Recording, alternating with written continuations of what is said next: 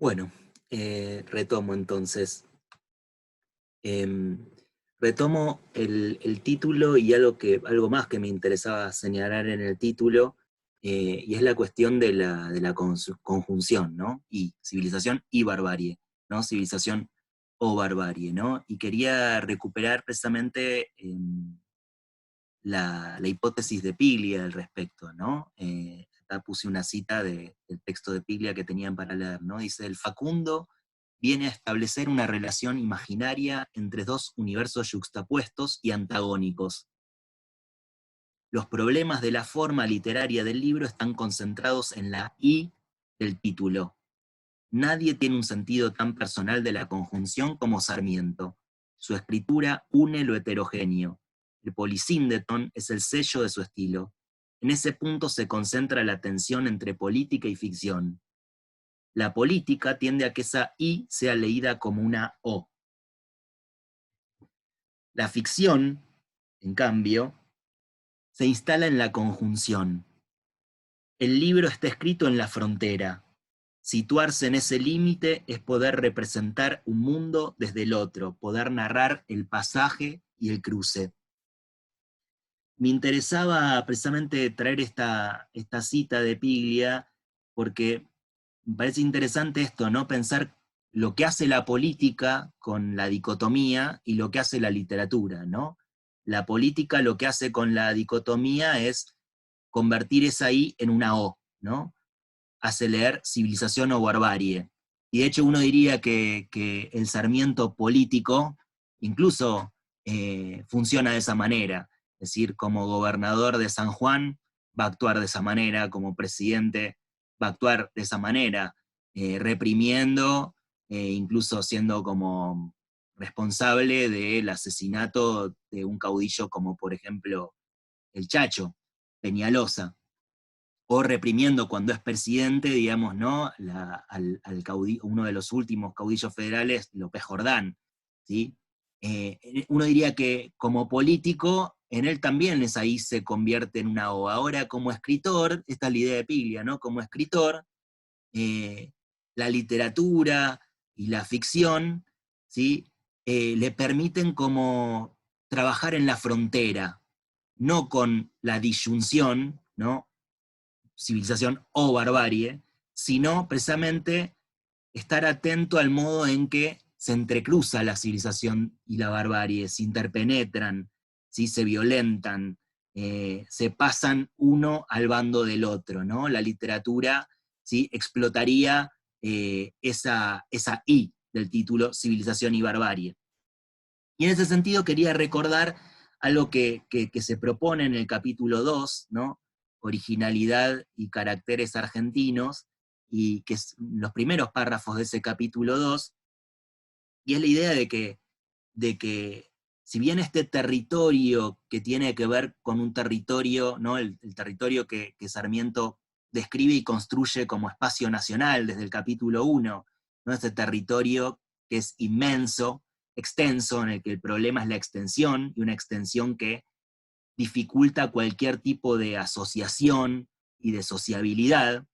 Si bien ese territorio es un problema y trae muchas dificultades, dice Sarmiento, en términos políticos, en términos de conformar una sociedad, incluso en conformar una sociedad civilizada, sin embargo tiene un costado poético, ¿no? Y que precisamente, digamos, si algún destello, dice Sarmiento, de literatura nacional puede surgir en la Argentina, tendrá que ser de la descripción, dice Sarmiento, de las grandiosas escenas naturales americanas, o también fundamentalmente, y siguiendo el ejemplo de Fenimore Cooper, ¿no? Él lo propone como un modelo a seguir, este escritor norteamericano, ¿no? Siguiendo el modelo de Fenimore Cooper, trasladar la escena de representación al campo de guerra, al campo de lucha entre la civilización y la barbarie. Recupero esto del capítulo 2 porque nuevamente me parece que trae la idea de que la literatura se tiene que instalar ahí, en la conjunción, en el I, en la lucha entre la civilización y la barbarie. O sea, sí, porque si las pensamos como civilización y barbarie en términos estancos, separados, no habría problema alguno. y si algún tipo de literatura puede surgir, tiene que ser precisamente aquella que se instale en ese campo de la lucha entre la civilización y la barbarie, que es absolutamente original respecto de, ¿sí?, y característico respecto de lo que podría no encontrarse en la literatura europea. Si un escritor americano tiene algo para ofrecer a la literatura universal, es precisamente la representación de esa lucha tan característica entre la civilización y la barbarie. Y retomo esto nuevamente para enfatizar, ¿no? Estamos diciendo, y desde que empezábamos a trabajar con la reseña, con la carta privada de Gutiérrez, decíamos, Sarmiento inyecta sangre, Sarmiento construye un espacio nacional como si fuera un matadero, como una charca de sangre, y en efecto, o sea, quiero reparar de nuevo en esta idea de que lo que tiene que hacer la literatura es representar la guerra, situarse en ese espacio limítrofe de conflicto en el cual la civilización y la barbarie se interpenetran unos a otros. Y en ese sentido uno diría que la guerra es la forma y el tema del libro, ¿no? Es la forma misma de la escritura, asume una forma de guerra, y además la escritura intenta representar la guerra en el libro de Sarmiento, ¿no? Es decir, Sarmiento todo el tiempo está luchando discursivamente contra Rosas, ¿sí? Y está invocando a Rosas o invocando a Quiroga y planteando una escena de diálogo y de disputa y de confrontación discursiva, ¿no? Incluso en Sarmiento hay mucho del arte de la injuria, ¿no? Del arte de la injuria, del denigrar al otro. Pero por otro lado también la guerra es objeto de representación, no es solo una modalidad discursiva de un discurso que va hacia la polémica, la injuria, y todo el tiempo está provocando al otro y atacando al otro, ¿sí?, al enemigo, sino que también representa la guerra. Piensen que hay 4 capítulos del libro, ¿sí?, que se titulan precisamente Guerra Social, ¿no? Capítulo 9, capítulo 10, capítulo 11 y capítulo 12, los 4 llevan el título de guerra, de guerra. Entonces, vuelvo, ¿no? Sarmiento inyecta sangre, narra la guerra, quiere que la literatura se ponga en ese espacio de la guerra, el conflicto, la violencia política. Y bueno, desde la perspectiva de Gutiérrez, eso podría, ¿sí?, generar un mal efecto. Decía que desde los inicios, cada uno de los inicios que va teniendo el libro, Sarmiento inyecta sangre, charca de sangre, ¿no? En ese sentido decíamos, bueno, ya está en el epígrafe inicial, uno podría decir que está en la introducción, vieron que sombra terrible de Facundo, bueno, está invocando un muerto, y se habla incluso del polvo ensangrentado, es decir, que en ese inicio de la introducción también nuevamente sangre. Capítulo 1, vamos a ver, nuevamente sangre. Y bueno, no casualmente el texto empieza con esta escenita autobiográfica, ¿no?, que me parece fundamental y con la que quisiera terminar este videíto, al menos analizando esto, y para seguir luego en el chat, ¿sí? Es decir, antes de hacer la biografía de Quiroga, y esa biografía que se va a ir posponiendo tanto, antes de hacer la biografía del caudillo bárbaro, ¿sí?, el texto empieza con una página autobiográfica, con una escena autobiográfica. Empieza narrando más que el viaje del personaje y el movimiento del personaje biografiado, es decir, Facundo, empieza narrando más bien el viaje del escritor. Decíamos antes que Sarmiento lo que hace en la escritura es todo el tiempo discutir con el enemigo, y para discutir con el enemigo también tiene que construir su propia figura, ¿no? Como un sujeto civilizado que puede discutir, ¿sí?, y digamos, ¿no?, y ponerse en una situación de confrontación y de diálogo con el otro enemigo bárbaro. Muy bien, voy a leer esta escenita y analizamos algunas cuestiones, ¿sí? Seguramente pues podremos seguir analizando, pero algunas cuestiones podríamos tocar ahora. Dice: a fines del año 1840, salía yo de mi patria desterrado por lástima, estropeado, lleno de cardenales, puntazos y golpes recibidos el día anterior en una de esas bacanales sangrientas de soldadesca y mazorqueros. Al pasar por los baños de Sonda, bajo las armas de la patria que en días más alegres había pintado en una sala, escribí con carbón estas palabras: on ne peut point les idées. El gobierno, a quien se comunicó el hecho, mandó una comisión encargada de descifrar el jeroglífico que se decía contener desahogos innobles, insultos y amenazas. Oída la traducción, y bien, dijeron, ¿qué significa esto? Significaba simplemente que venía a Chile, donde la libertad brillaba aún, y que me proponía hacer proyectar los rayos de las luces de su prensa hasta el otro lado de los Andes. Los que conocen mi conducta en Chile saben si he cumplido aquella protesta. Bueno, muy bien, entonces algunos puntos a analizar, ¿no? Y que ya mencionábamos, ¿no? Antes de la biografía del caudillo, entonces se nos presenta una escena autobiográfica, ¿sí? Y quedan instalados de alguna manera los sujetos de la barbarie y el sujeto de la civilización. Y lo que en primer lugar se nos narra por esta primera página autobiográfica del Facundo es más bien, antes que el viaje del personaje, el viaje del escritor, ¿no? Y esto es algo que me gustaría que también pensemos, ¿no? Es decir, quizás para la próxima clase, es decir, pensar cómo se mueve el personaje civilizado y cómo se mueve el personaje bárbaro, ¿no? El caudillo. Cómo parece moverse el personaje civilizado y cómo se mueve el personaje bárbaro. Muy bien, el viaje del escritor es un viaje del exilio, ¿no? Y recuerdo esto que Piglia decía, ¿no? De que es la contracara, ¿no? La contracara es una versión diferente de esa escena de confrontación y de violencia que también se narraba en el Matadero, ¿no? Si en el Matadero el personaje se metía en territorio enemigo, ¿no? Iba hacia el territorio enemigo y terminaba encontrando la muerte.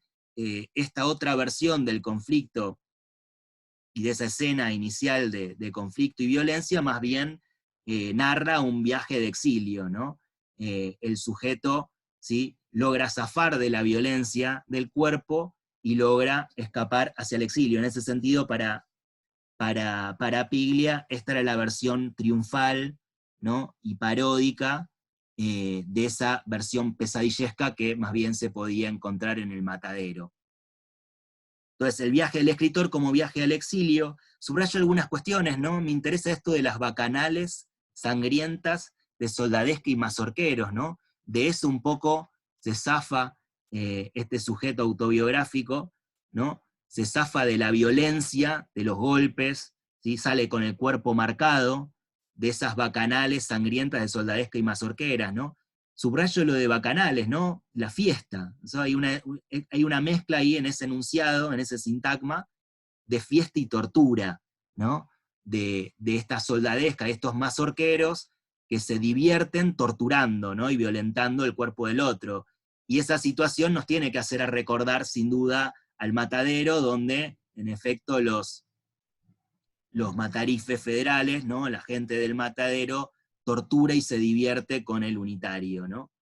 Muy bien, por otro lado, esto que señala Piglia, ¿no? De que la dicotomía civilización y barbarie, que es como decíamos antes, digamos, ¿no?, la tesis que se va a estar proponiendo todo el tiempo en el libro, es decir, la idea de que la historia argentina, ¿sí?, es la historia del conflicto permanente entre la civilización y la barbarie. Bueno, esa dicotomía ya está inscripta, sin mencionársela, digamos, ¿no?, en este fragmento autobiográfico, ¿no? Porque la dicotomía se hace presente y se inscribe ya en esa cita en francés que separa a quienes pueden comprenderla de quienes no pueden comprenderla, ¿no? Si en ese sentido algo que dice Piglia es que el contenido político de la frase está ante todo en el uso de la lengua extranjera, es decir, en el francés, en este escritor que escribe estas frases con carbón para no ser entendido, y para precisamente mostrar esa diferencia entre los que pueden y los que no pueden leer, ¿no? Entre los civilizados y los bárbaros. Por otro lado, la línea de puntos, ¿no? Adriana en una de las clases teóricas mencionaba esto, ¿no? Es como la grafía del silencio, es decir, ante la pregunta, ¿no?, primero llaman, ¿no? ante esa escritura en carbón de esta cita en francés, el gobierno al quien se comunicó el hecho mandó una comisión encargada de descifrar el jeroglífico. Acá hay algo de lo paródico y de la escena triunfal y paródica, como dice Piglia, en el sentido de que hay mucha burla respecto del otro, ¿no? Los otros no entienden tanto que mandan a hacer venir una comisión de expertos para traducir esta frase en francés, ¿no? Frase en francés que además se menciona como jeroglífico, es decir, como si fuera algo intraducible, ¿no? Y en ese sentido también interesa subrayar esto, ¿no? Que incluso oída la traducción, es decir, la comisión traduce esa frase en francés, la traduce al español, y sin embargo, y bien dijeron, ¿qué significa esto? Es decir, ni aún traducida, digamos, ¿no? El otro queda absolutamente ridiculizado, parodiado, ¿no? En su absoluta ignorancia, ¿no? Y esas líneas de puntos suspensivos, precisamente lo que vienen es precisamente a dejar un espacio para el silencio del bárbaro, es decir, el bárbaro no tiene la respuesta a qué significa esto, ¿sí? Sarmiento sí, y enseguida entonces responderá, ¿no? Significaba simplemente que venía a Chile, donde la libertad brillaba aún, y que me proponía hacer proyectar los rayos de las luces de su prensa hasta el otro lado de los Andes. Los que conocen mi conducta en Chile saben si he cumplido aquella protesta. Quería, en función de esto, recuperar una hipótesis que propone Julio Schwartzman, que me parece bien interesante, ¿no? Porque él retoma precisamente esa pregunta, ¿no? ¿Qué significa esto? Que sería como la pregunta de la barbarie. Y un poco señala la cantidad de preguntas y de respuestas. El texto está lleno de interrogaciones retóricas que enseguida responde.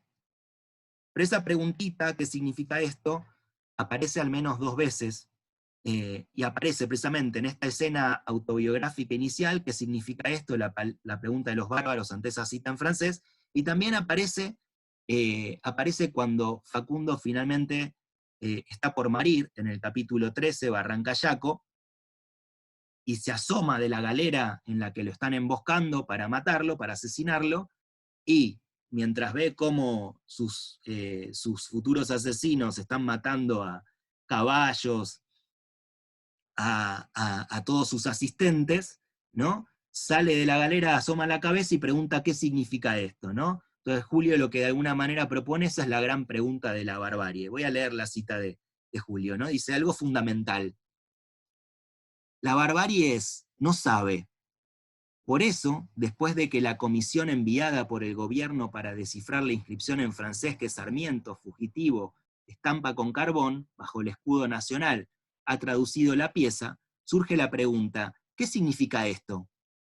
Por lo mismo, Quiroga, en su último acto, cuando asoma la cabeza por la galera para enfrentar a quienes han interceptado el vehículo y descuartizado, sic apostillón, correos y asistente, solo atina a interrogar, ¿qué significa esto? Sarmiento sabe y la respuesta es el Facundo. Esa es la cita del texto de Julio Schwartzman, que les había recomendado leer, donde temías dir, ¿no? Y esta idea que está en todo el libro, ¿no?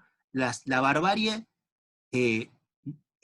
no sabe, no tiene conciencia de sí mismo, no sabe, no puede explicarse ciertas cosas, incluso no puede explicarse qué es lo que hace, digamos, ¿no? Esa situación esa hipótesis de Julio Schwartzman, que me parece bastante interesante, quería retomarla, y volviendo, ¿no? Para ir cerrando, ahora sí, para ir cerrando la clase, me interesaba también esto, ¿no? Que el viaje del escritor, el viaje al exilio, tiene un propósito, ¿no? Y en ese sentido es un movimiento que está regulado por la inteligencia. Este sujeto sabe por qué viaja y puede reponer las razones y los motivos respecto de por los que viaja, ¿no? En ese sentido, digo, el último párrafo es como muy, ¿no? Bueno, ¿qué significaba esto? Significaba simplemente que venía a Chile donde la libertad brillaba aún, y que me proponía hacer proyectar los rayos de las luces de su prensa hasta el otro lado de los Andes. Es decir, el sujeto de la civilización puede reponer, ¿sí?, el motivo y la razón de su movimiento. Se trata, uno podría pensar, el movimiento de la civilización implica un movimiento guiado por la razón y por la inteligencia, ¿no? Y lo que nos queda planteado de alguna manera es ver cómo pensar el movimiento de los personajes bárbaros en el texto, es decir, si en efecto están guiados por la razón o la inteligencia, si en efecto pueden saber qué es lo que hacen cuando hacen algo, si en efecto saben qué es lo que hacen cuando movilizan un ejército para ir hacia algún lugar, o si en realidad funcionan de una manera puramente instintiva, digamos, ¿no? Es decir, me parece que esto nos queda para pensar, es decir, cómo se mueve la civilización y cómo se mueve la barbarie, cómo se mueven los sujetos de la civilización y cómo se mueven los sujetos de la barbarie. Me parece que esto podríamos seguir trabajándolo en las próximas clases, ¿sí? Yo quería por hoy terminar con una propuesta para que pensemos en el chat de hoy. Como les decía, la idea sería que intentemos de alguna manera dirigir más la conversación y que la conversación no se nos disperse tanto. Entonces lo que les proponía para el chat de esta noche es precisamente que concentremos un poco la charla y la discusión en el inicio del capítulo 1. Les pediría si pueden leer y releer del día de hoy, al menos los 2 primeros párrafos del capítulo 1, y el capítulo 5, ¿no?, cuando finalmente arranca la biografía de Facundo, ¿no? Y les propongo acá algunas preguntas, ¿no? La idea sería que en realidad lean ese inicio del capítulo 1, del capítulo 5, y que marquen dudas, preguntas, reflexiones propias, y que un poco la conversación la hagamos como concentrándonos en esos pasajes del texto. Pero también por las dudas les hago algunas preguntitas, digo, como para que sirvan como disparadores de la reflexión y de la charla de la noche, ¿no? Digo, algunas preguntas para pensar y analizar el inicio del capítulo 1, por ejemplo. ¿De qué forma se pone en juego en el primer párrafo de ese capítulo 1 un modo de representación que puede relacionarse con la geografía y la cartografía? ¿Y en qué sentido el texto se distancia enseguida de esas modalidades, es decir, de la representación cartográfica, geográfica, en el mismo párrafo o en el siguiente, ¿no? ¿Cómo empieza a tomar distancia de esos modos de representación y cómo empieza a representar el espacio de otra manera, ¿sí? Por otro lado, algunas preguntas para pensar y analizar el capítulo 5. ¿Sí? ¿Qué formas adopta el relato de la biografía de Quiroga cuando finalmente arranca en el capítulo 5, ¿no? ¿Cómo se inicia ese relato y por qué Sarmiento elige empezarlo de esa manera? ¿Qué escenas elige narrar de la infancia y juventud del caudillo y por qué? ¿Cómo se mueve el personaje biografiado en esas primeras escenas, ¿no? Como para empezar también a pensar el movimiento del personaje, ¿no? El movimiento del personaje bárbaro Quiroga, tal como es construido en el texto de Sarmiento. Bueno, yo por eso, por hoy entonces termino aquí el video y bueno, nos encontramos a la noche para conversar sobre estas cosas o sobre lo que tengan ganas de charlar y preguntar, ¿sí? Hasta aquí llego hoy. Bueno, nos vemos más tarde.